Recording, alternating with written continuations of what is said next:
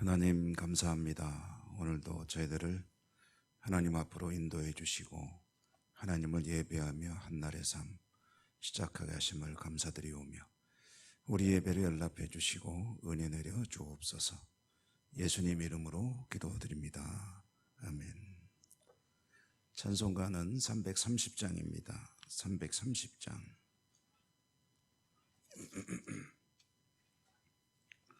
통일 찬송가는 370장.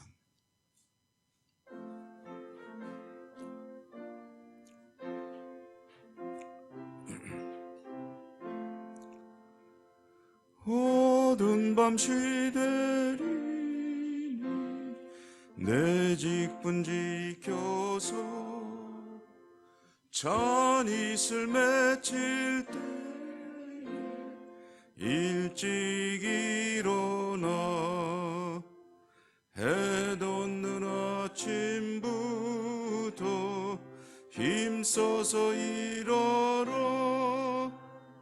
일할 수 없는 밤이 속히 오리라. 어두운 밤 시대를 내 직분 지켜서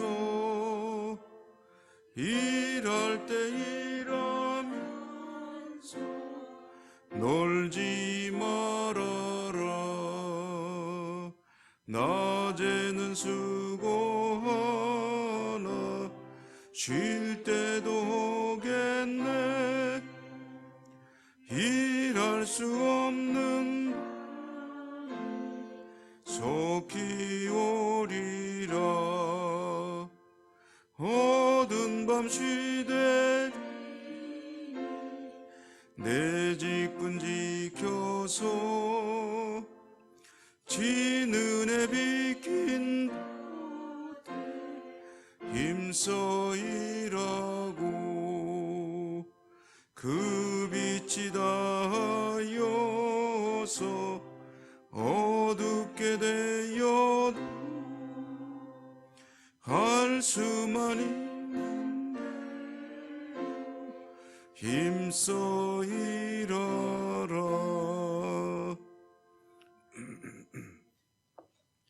사도행전 20장 13절입니다. 사도행전 20장 13절. 24절까지 읽겠습니다. 13절에서 24절까지 한 절씩 교독하겠습니다. 우리는 앞서 배를 타고 앗소에서 바울을 태우려고 그리로 가니 이는 바울이 걸어서 가고자 하여 그렇게 정하여 준 것이라. 바울이 앗소에서 우리를 만나니 우리가 배에 태우고 미둘레네로 거기서 떠나 이튿날 기오 앞에 오고 그 이튿날 사모에 들르고 또 그 다음날 밀레도에 이르니라.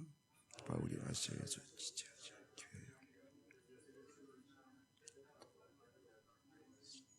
이는 될 수 있는 대로 오순절을 예루살렘에 이르려고 급히 감이르라.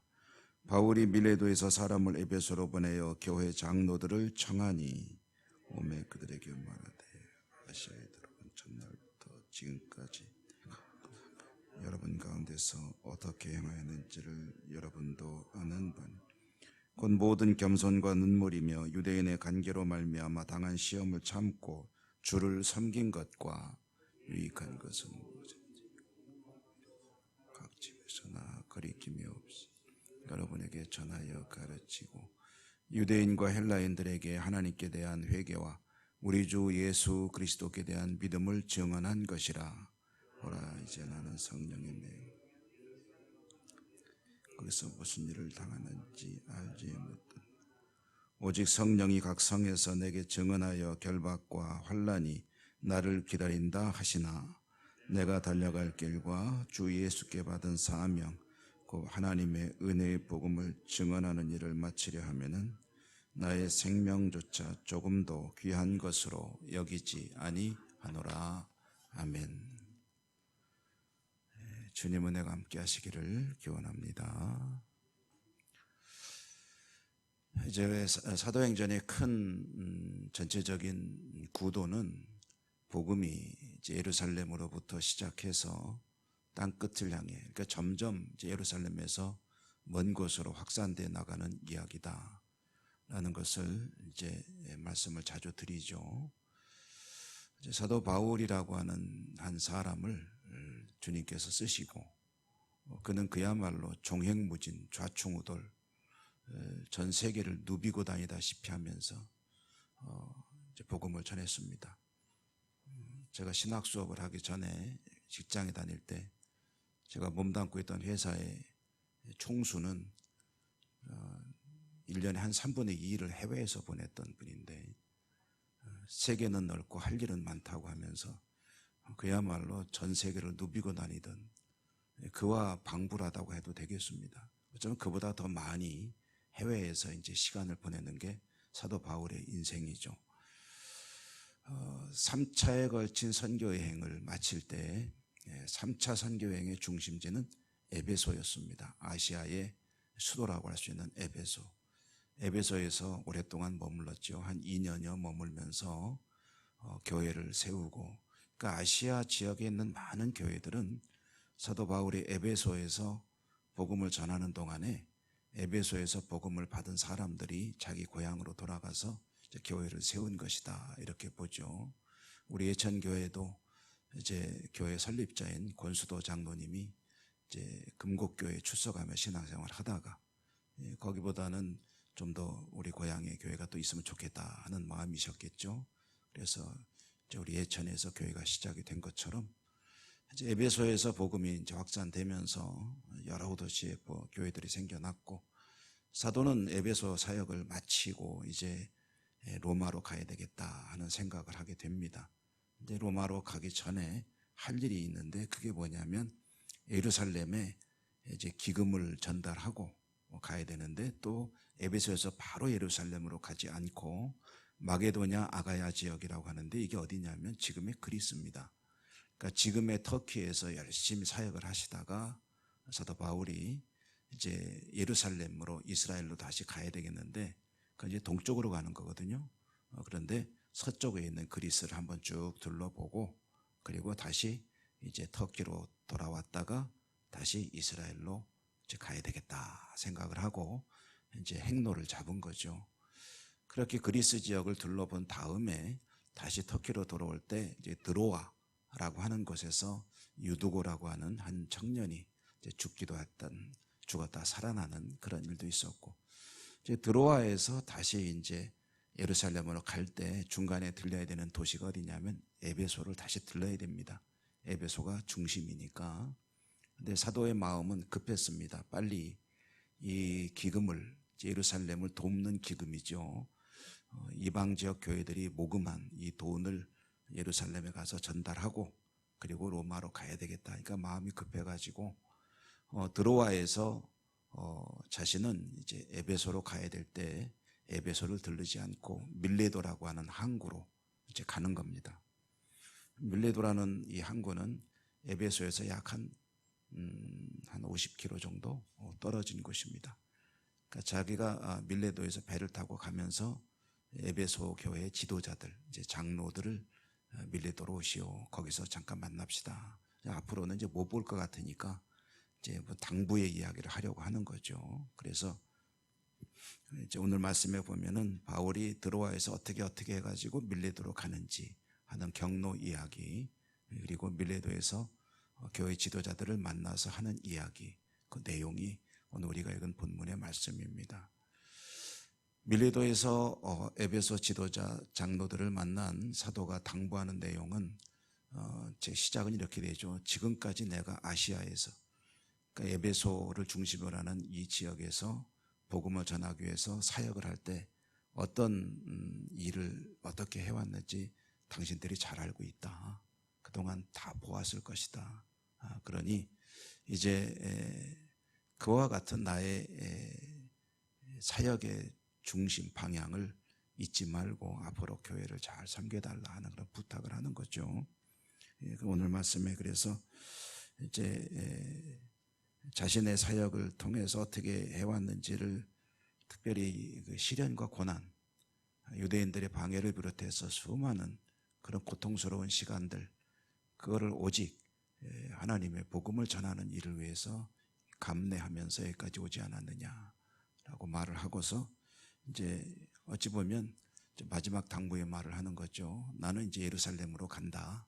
예루살렘으로 가는데 성령께서 인도하기 때문에 가는 것이다. 그런데 그 성령께서 말씀하시기를 예루살렘에 가면은 험한 일들이 있을 것이라고 얘기하신다.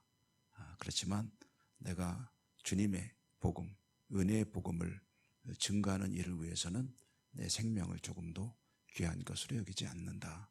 그러므로 내가 가는 것이다. 이 길이 아무 문제가 없어서 가는 게 아니죠. 이미 다 예상이 됩니다. 가면은 얼마나 험악한 일들이 기다리고 있을지 예상이 되지만 그러나 성령이 인도하시는 길이고 복음을 증거하는 길이기 때문에 나는 이 길을 간다. 그런데 당신들은 이제 교회를 잘 섬겨주시오라고 당부를 하는 겁니다. 이때 이제 그 에베소의 지도자라고 하면은요, 이게 가지는 의미가 뭐냐면 이 아시아 지역, 그러니까 지금의 터키 지역 전체 교회를 대표하는 사람들이라고 할 수가 있습니다. 그리고 이제 사도 바울이 마게도냐와 아가야 지역을 둘러보고 다시 오지 않았습니까? 그때 따라온 사람들이 있습니다. 이 마게도냐, 아가야에서 따라온 사람들은 그 지역에 이제 말하자면 지도자들입니다. 그러니까 지금 이 밀레도에서 만나서 사도 바울이 이야기하는 사람들은 누구냐 하면은 그동안에 1차, 2차, 3차 선교행을 거치면서 사도 바울이 설립했던 그 모든 지역의 교회들, 그 교회 지도자들을 전체를 불러놓고 자신의 마지막 당부를 하는 그런 상황이라고 할 수가 있을 것입니다.